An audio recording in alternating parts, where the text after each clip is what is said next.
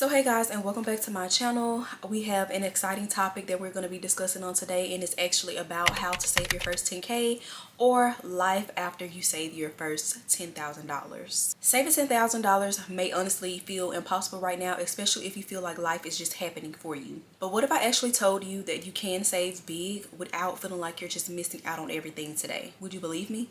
In today's video, I will show you how I approached saving my first 10K. I'm also going to be sharing with you all the mindset that makes this goal sustainable and also the exact strategies that you can start using right away. And don't worry, you won't feel guilty and you won't feel stressed for putting your savings first. So let's just be real.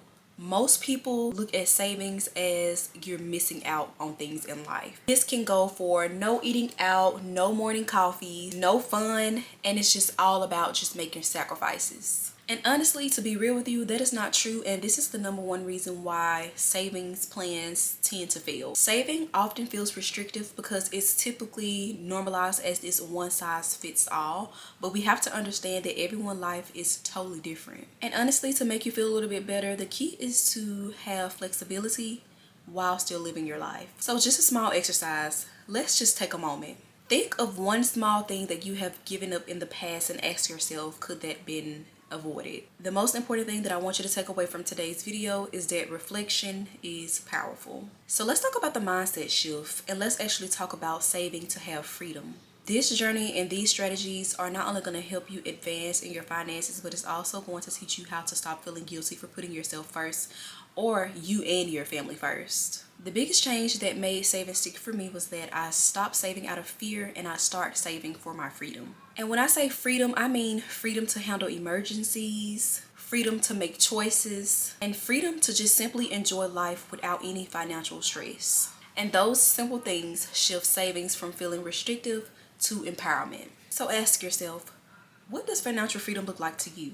And I know this next part may sound simple, but I simply want you to close your eyes and to truly think about what you're asking yourself. So let's just be real.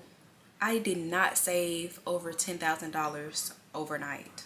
The goal was to simply start small. And I'm not going to say that this journey was easy, because it was not. There were moments where I felt like I was not taking this journey seriously, but once realization just truly kicked in, like, girl, it's either now or never, it's either sink or swim, I started taking my savings journey a lot more seriously. Savings should be done in small portions or small contributions. Small savings done consistently eventually adds up.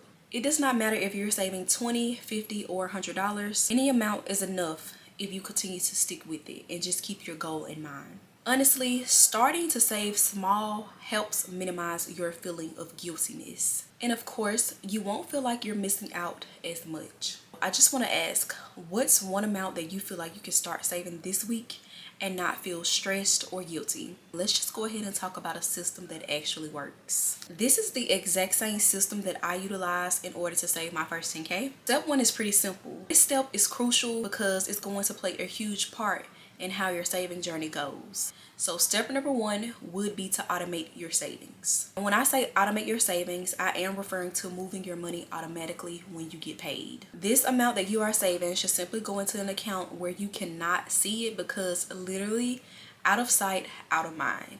Number two, simply separate your savings goals. And when I say separate your savings funds, this simply goes for emergency funds, short-term or long-term goals, or I will use myself for example, future house expenses. Just like you're expected to pay your monthly mortgage or rent, your utilities, or any monthly necessities that you may need, you need to start treating your savings account just like a bill.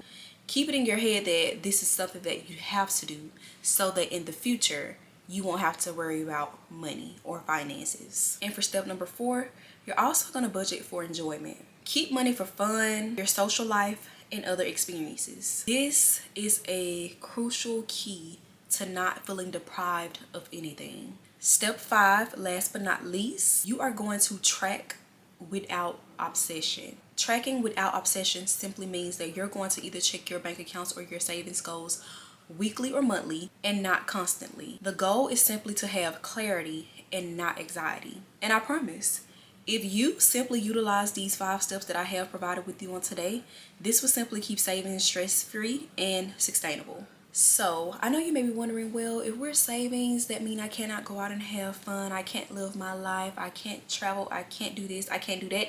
Zip it.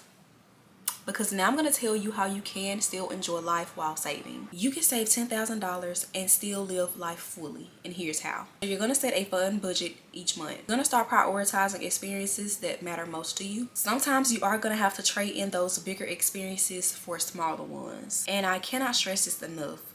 Simply avoid trying to save everything at one time. The point of this journey, the point of saving 10K is about balance. You're simply not giving up on life, but you're creating financial peace with flexibility. Next up, I will provide some common pitfalls that you should avoid on this journey. Here are a few mistakes that people feel deprived of when they are saving. Number 1, trying to save too much too quickly. Number 2, cutting out all fun expenses. Number 3, comparing your savings to someone else's savings. And number 4, checking your accounts obsessively. And I simply want you to avoid these traps. Saving should feel calm and motivating, not stressful. So now that I have given you all the sauce, I'm going to be doing a little bit of personal reflection on how I felt when I saved over $10,000.